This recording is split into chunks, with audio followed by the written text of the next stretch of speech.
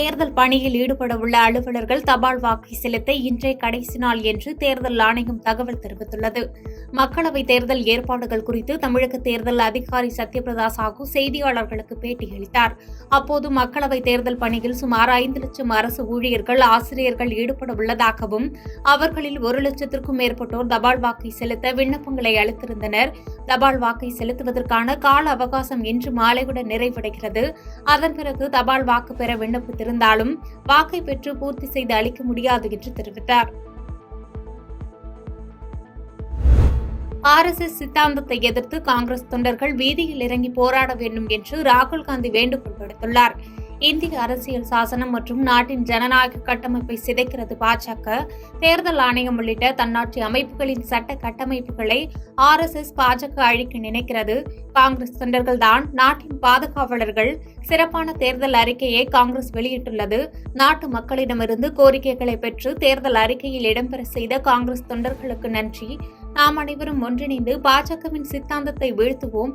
காங்கிரஸ் தொண்டர்கள் மீது மிகுந்த நம்பிக்கை உள்ளதாக காங்கிரஸ் மூத்த தலைவர் ராகுல் காந்தி எக்ஸ் தளத்தில் வீடியோ வெளியிட்டுள்ளார்.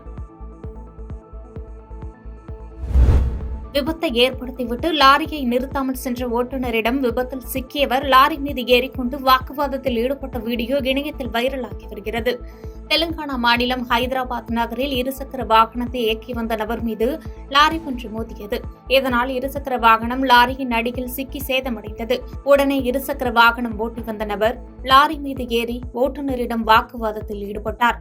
ஆனால் அதை பொருட்படுத்தாமல் ஓட்டுநர் லாரியை ஓட்டி சென்றதால் அப்பகுதியில் பரபரப்பு ஏற்பட்டது. இது தொடர்பான வீடியோ சமூக வலைதளங்களில் வெளியாகி பரபரப்பை ஏற்படுத்தியுள்ளது.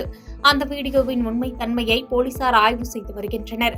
அன்றைய தினம் இதே லாரி மற்றொரு விபத்தில் சிக்கியதாகவும் கூறப்படுகிறது. துபாயில் பெய்து வரும் கனமழை காரணமாக 2வது நாளாக விமான சேவை ரத்து செய்யப்பட்டதால் பயணிகள் கடும் அவதியடைந்துள்ளனர். துபாய் உள்ளிட்ட ஐக்கிய அரபு நாடுகளில் கடந்த சில நாட்களாக வரலாறு காணாத அளவிற்கு கனமழை பொழிந்து வருகிறது.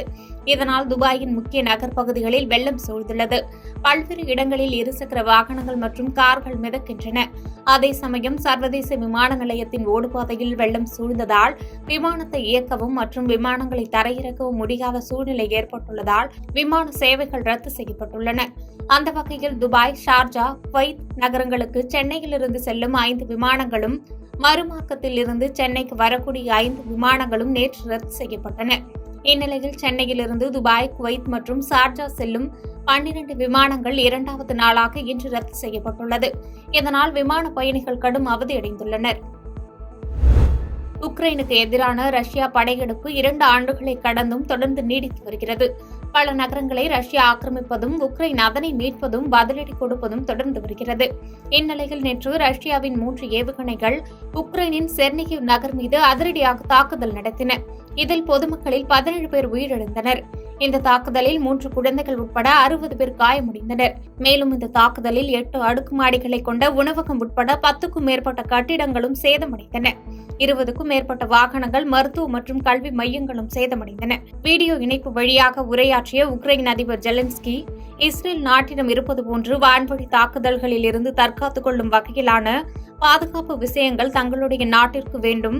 அதனால் கூடுதலான வான் பாதுகாப்பு உபகரணங்களை தந்து உதவிட வேண்டும் என்று நட்பு உறவான நாடுகளுக்கு வேண்டுகோளாக விடுத்தார்.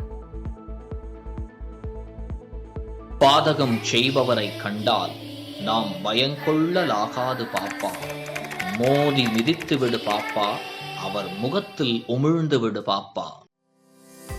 அண்மை செய்திகளை உடனுக்குடன் தெரிந்து கொள்ள இணைந்திருங்கள் இயம்நாடு தொலைக்காட்சியுடன்.